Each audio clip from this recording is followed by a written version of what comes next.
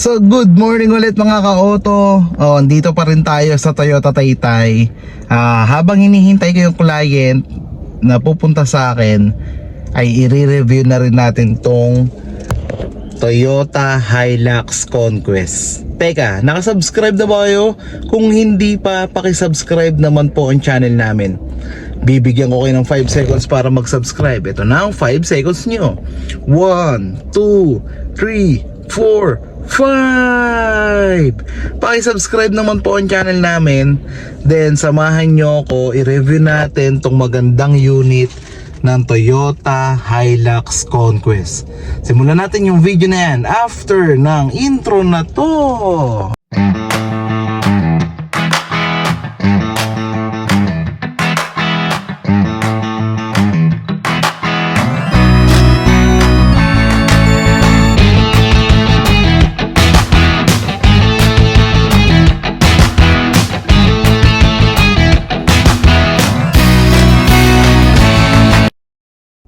So ayun nga, dito na tayo ulit sa Toyota Hilux. Marami rin nagtatanong sa akin, marami rin nagpapa-review sa akin ng unit na to. So simulan natin yung video na yan. Let's go!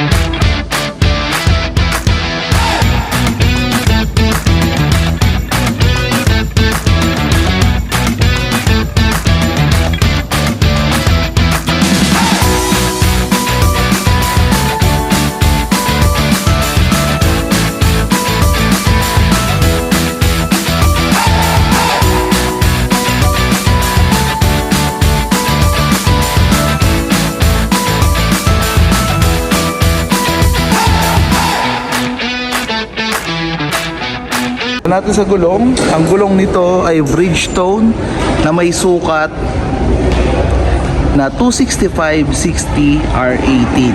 Gunmetallic yung color ng mugs niya.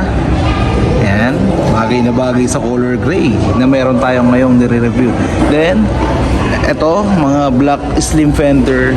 Ayan, sa bawat gulong meron din. Yung headlamp niya ay projector type with LED. Then ito yung fog light niya, LED na rin. Then sa makina, sa front pa siya, ito may malaking logo at may camera. Then meron na rin tayong front sensor. Yan. So puntahan natin yung makina, check natin kung ang specs nito.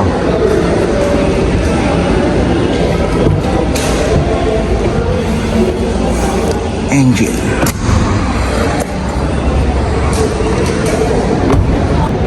So hindi na tayo nahirapan pagbukas ng makina kasi may hydraulic na siya. Yan. So ito na yung makina ng Toyota Hilux natin na Conquest.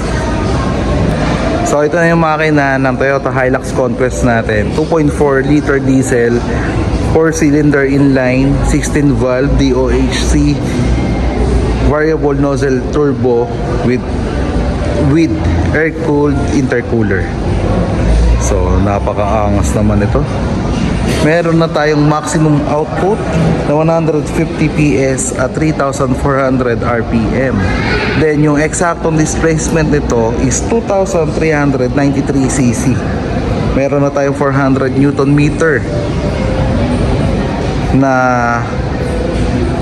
meter at 1.6 to 2,200 RPM para sa kanyang maximum torque. Direct injection common rail, syempre diesel. Tapos sa mga automatic, 6-speed automatic ang meron tayo. 6-speed automatic. Bago ko makalimutan mga ka-auto, ang presyo nga pala nito is 1,960,000 pesos. So pasukin natin yung loob. Ito kung makikita nyo may mga camera na to kasi nga may 360 camera na ang Toyota Hilux Conquest natin. So pasukin natin yung loob.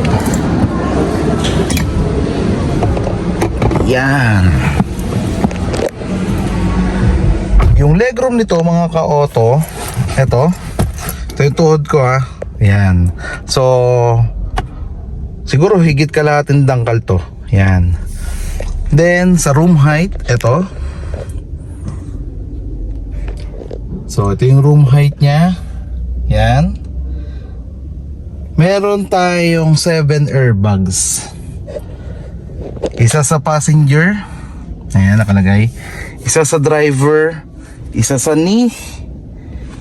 Dalawa sa curtain. At dalawa sa side. So, yun yung mga airbags natin. Tapos, ito yung dashboard niya. Then, 60 speaker po tayo. Para kay Toyota Hilux. Puntahan natin yung likod at yung passenger side sa likod. So let's go.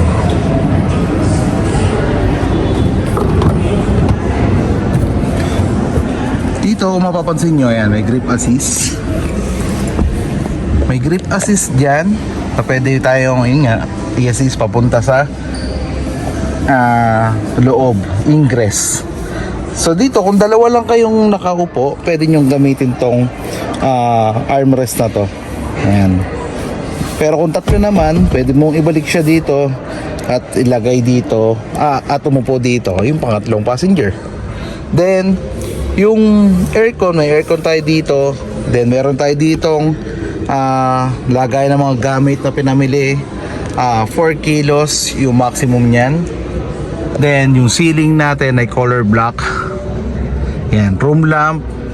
Meron tayong maraming grip assist. Isa, dalawa sa driver, dalawa din sa passenger, at dalawa sa, so tagdadalawa. 8 grip assist. Dalawa sa passenger dito sa likod, dalawa sa driver, dalawa sa front sa passenger, at dalawa dito sa passenger dito sa inuupuan ko. So ang ginamit na material sa upuan ay leather. So yun. Punta naman tayo sa trunk. Tignan natin yung pinakang niya, luggage niya, pinakang truck niya, pinakang bed niya. So let's go. Ito yung sinasabi ko sa inyo na sports bar. Ito. Then ito yung sticker na Conquest. Yan. Then ito, tailgate. Tapos ito yung bed liner. Ayan, logo ng Toyota. Then, ito yung rear lamp combination. So yun. Meron na tayong backup sensor at backup camera sa likod. Ayan. Ito yung backup camera. Ganda. Ganda talaga ng Hilux Conquest kahit sa mo tignan. Pero syempre, lumalaban pa rin si Triton. Yun nga, ay mahigpit na kalaban to si Triton namin eh. Mitsubishi Triton namin. So, paano nga ba ipapark ang Toyota Hilux Conquest? Yan. Ang overall length nito mga ka-auto is 5,325. Yung overall width naman nito is 1,900. Yung overall height nito is 1,845. Then yung wheelbase is 3,085 mm. So, mga millimeter po yung sinasabi ko ha. Sa overall length, 5,325 mm. Sa height, 1,825. Sa width, 1,900. Then sa wheelbase, 3,085. So, pasukin natin yung paborito ng lahat. Hindi ko nabanggit yung roof rail. Ito. So, yun. Pasukin natin yung paborito ng lahat, ang driver's side. So, let's go. Smart entry na si Toyota Hilux Conquest. Then, pagpasok sa loob, ito yung pag-adjust ng side mirror. Ito naman yung buttons para sa portable side mirror. Lock and unlock ng pinto at mga bintana. Ayan. Tapos may lagayan tayo ng water bottle dito.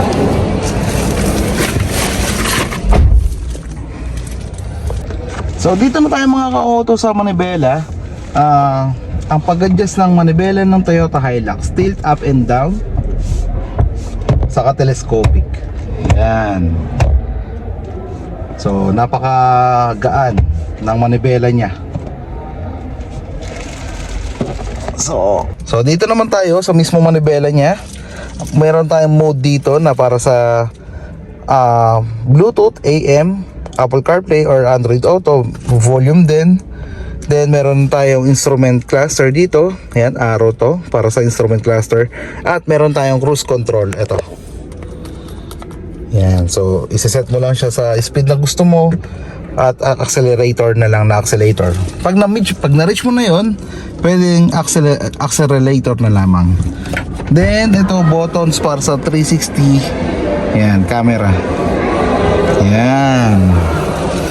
So ito yung head unit natin, 6.75 inch. Then meron na tong AM, FM, Bluetooth, radio, Apple CarPlay at Android Auto. Dito yung time, adjust ng time. Then yung hazard, ito auto climate yung aircon natin. Push start engine ang Toyota Hilux Conquest. Then meron tayong car charger dito, dalawang power outlet, then lagayan ng coins, dalawang bottle holder. Then meron tayong ditong eco at power mode. Ito naman yung yung shift gear natin. Wala talaga yung ano kasi maraming kumukuha dito sa mga dealer, so tinatanggal nila.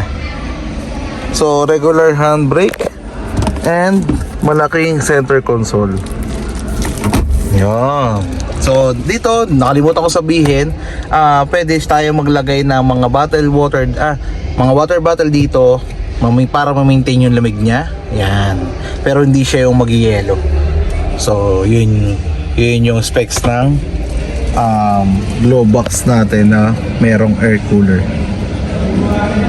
So mga ka-auto, nabanggit ko na yung presyo, yung engine, yung dimension, then yung sa likod, yung sa specs naman tayo, meron tayong ABS, stability control, hill start assist, front collision, 360 camera, then backup sensor, front sensor.